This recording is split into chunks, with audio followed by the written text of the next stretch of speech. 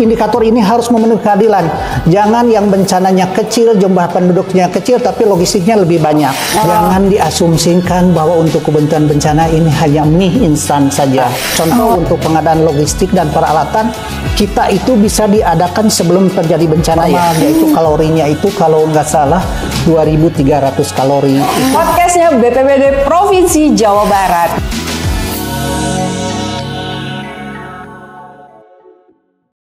Assalamualaikum warahmatullahi wabarakatuh. Kembali ketemu dengan podcastnya BPBD Provinsi Jawa Barat. Dan kali ini bintang tamunya juga tetap selalu istimewa ya. Ada Pak Usep Subdana sebagai analis bencana ahli muda. Ya.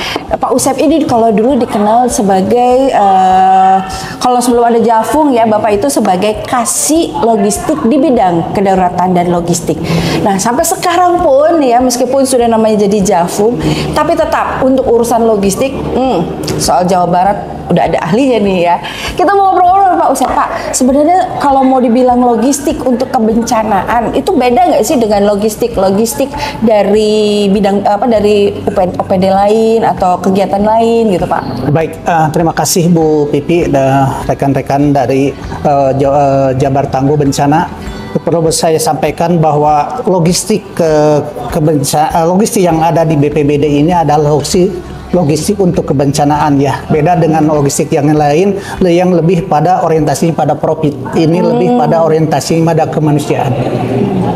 Baik, itu yang pertama yang saya sampaikan. Yang kedua, betul Bu Pipi bahwa dalam manajemen logistik ini ada pra bencana, ada tanggap darurat, serta pasca bencana.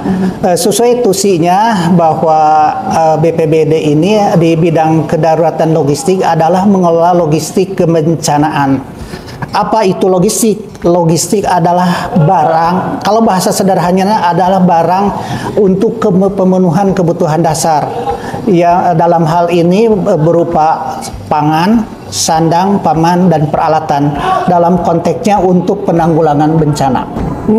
Jadi dalam penanggulangan bencana itu apakah logistik hanya berupa misalnya makan tadi ya, ada sandang, pangan, papan, terus peralatan itu seperti apa?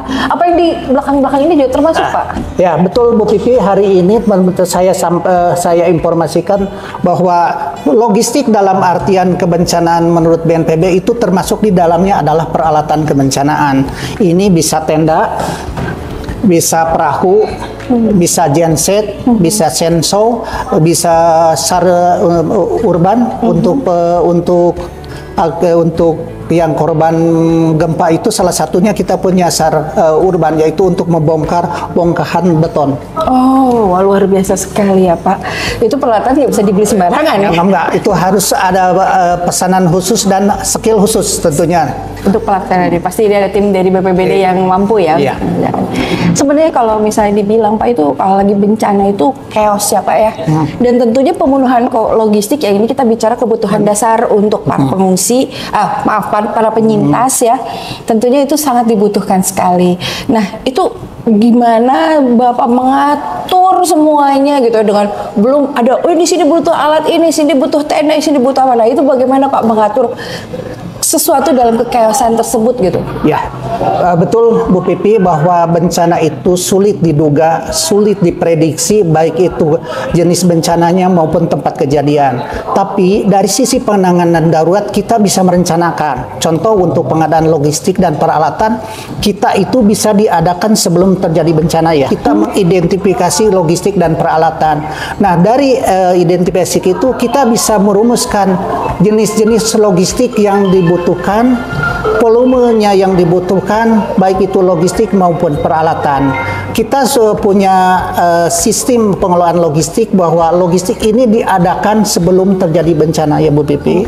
Diadakan logistik sebelum bencana, diadakan sebelum bencana. Begitu sebelum bencana kita membuat alokasi per kabupaten kota.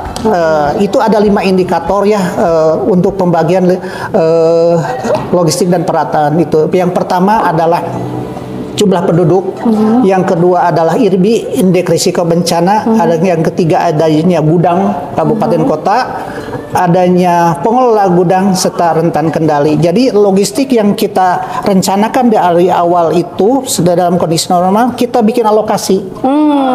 Sesudah dibikin alokasi, ini harus lokasi ini, indikator ini harus memenuhi keadilan. Jangan yang bencananya kecil, jumlah penduduknya kecil, tapi logistiknya lebih banyak. Jadi harus disesuaikan. Itu memenuhi rasa keadilan, dan itu alhamdulillah itu juga saat ada pemeriksaan itu menjadi hal yang positif oleh pemeriksa. Itu yang pertama. Yang keduanya, kita logistik juga kita berikan ke kabupaten sebelum terjadi bencana. Bikin judul kegiatannya itu adalah penguatan logistik dan peralatan. Logistik ini didorong sudah selesai pengadaan, baik itu melalui pengiriman BNPB atau melalui APBD, kita selesaikan dulu pengadaan, kita kirim ke kabupaten kota dengan rumus itu. Dengan itu selesai itu kita kirimkan ke kabupaten kota. Begitu terjadi bencana di kabupaten kota, kita tidak ada istilah lagi logistik dan peralatan itu terlambat, tidak ada lagi chaos. Karena logistik ini sudah posisinya di kabupaten kota dan sudah mendekatkan dengan lokasi korban bencana. Udah siap sebelumnya ya. Tapi kalau nggak ada bencana gimana, Pak? Kalau nggak ada bencana, kita juga logistik bisa dijadikan juga untuk kegiatan pelatihan. Tapi 2 bulan sebelum atau 3 bulan sebelum logistik yang kadaluarsa itu bisa digunakan dalam konteks kebencanaan. Misalkan kita mau pelatihan atau kita melakukan bersih-bersih sungai. Di saat sekarang musim kemarau, kita melakukan bersih-bersih sungai dan logistik itu bisa digunakan. Tapi berdasarkan selama ini penganangan antara logistik dengan kejadian berencana itu cukup besar dengan kejadian bencananya. Dan sampai hari ini tidak ada istilah yang logistik kadaluarsa di gudang. Soalnya juga memang Jawa Barat sudah dikenal termasuk daerah yang paling banyak bencana. Nah, kebayangannya wargi tangguh semua, BPBD sudah siap, wargi tangguh udah siap belum dengan tas siaga bencananya? Ya, jadi sebab memang harus siap, mau dipakai atau tidak dipakai, kita sudah siap dengan kebutuhan logistik. Nah, kembali lagi ke logistik di tempat bencana, Pak. Nah, tapi kadang-kadang suka gini apa ya, jumlah pengungsi atau penyintas itu ternyata lebih banyak, bisa kebutuhan selimut gitu ya, kayak kemarin tuh di Kertasari, ternyata dingin sekali di sana ya kalau apalagi di tenda. Dan ternyata kebutuhan selimut tidak mencukupi. Itu bagaimana memenuhi kebutuhan yang ternyata kurang gitu dari jumlah gitu. Ada tapi kurang dari jumlah. Ya tentunya kita sesudah kita mengirimkan awal Bu Pipi, kita juga punya stok untuk tanggap darurat. Kalau memang ya darurat ini di provinsi masih kurang, kita bisa mengusulkan untuk pemenuhan kekurangan itu ke BNPB.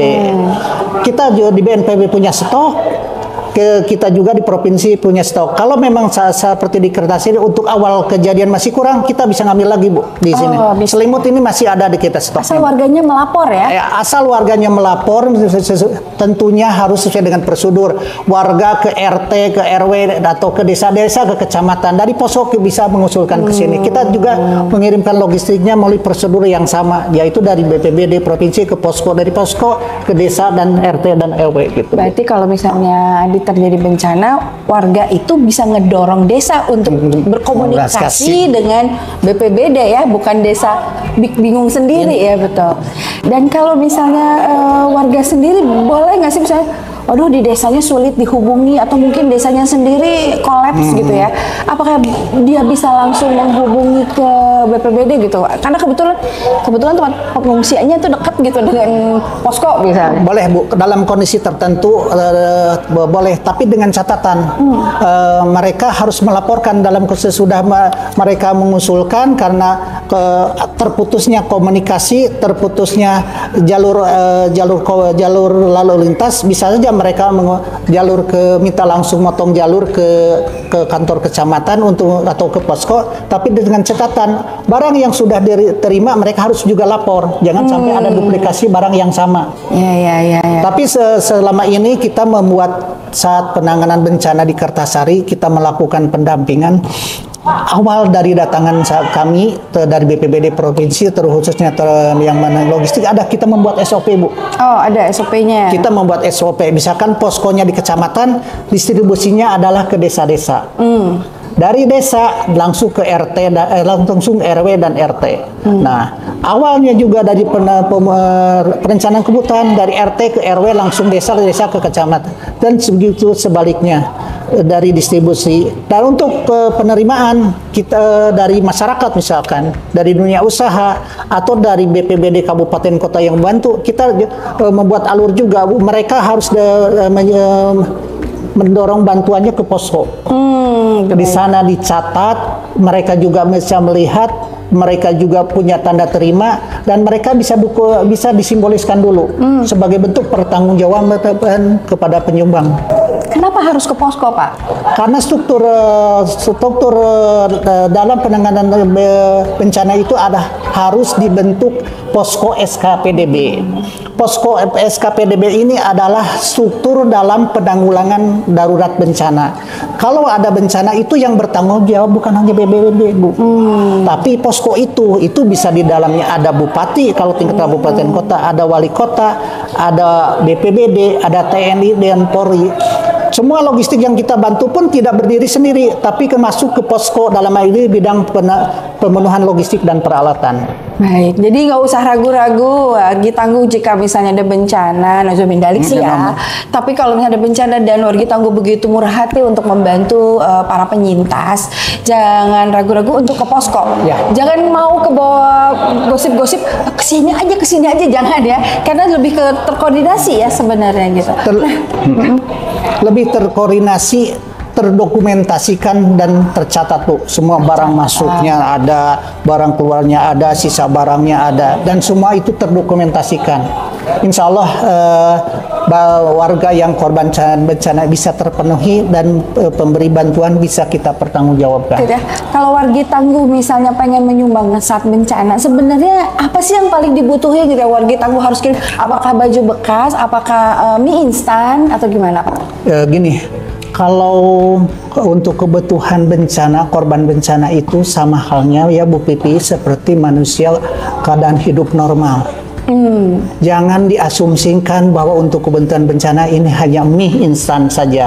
Oh ya, kalau camping jangan samain dengan camping. Tapi kami sebenarnya kalau melakukan pendampingan itu mengidentifikasi kebutuhan pengungsi itu seperti manusia normal, yaitu kalorinya itu kalau nggak salah 2.300 kalori. Itu bisa dipenuhi dengan telur, bisa karbohidratnya dari nasi, bisa dari mie instan, bisa dari ayam, bisa sayuran dan buah-buahan. Nah makanya kami kalau melakukan pendampingan saat kebutuhan dapur itu tidak mencantumkan makanan siap saji saja Bu, tapi kebutuhan lainnya itu kita sampaikan. Oh iya. Berarti seperti telur asin, abon, itu masih bisa abon ya? juga bisa, misalkan untuk penambahan tambah hiji marah itu si warga tangguh misalkan memberikan energen, makanan tambahan, boleh juga Bu. Karena gini? Boleh, jangan terpaku hanya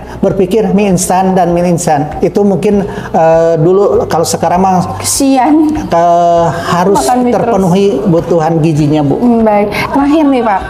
Kan Bapak sendiri termasuk BPBD Provinsi Jawa Barat itu sudah membentuk klaster logistik ya. Sebenarnya untuk menjadi anggota klaster logistik siapa saja? Terus bagaimana? Apakah dia bisa berdaftar langsung atau memang harus menunggu undangan dari BPBD gitu? Ya, klaster logistik ini di Jawa Barat sudah dibentuk Bu. Alhamdulillah semuanya anggota ini adalah orang lembaga atau NGO yang selama ini terlibat dalam penanggulangan bencana.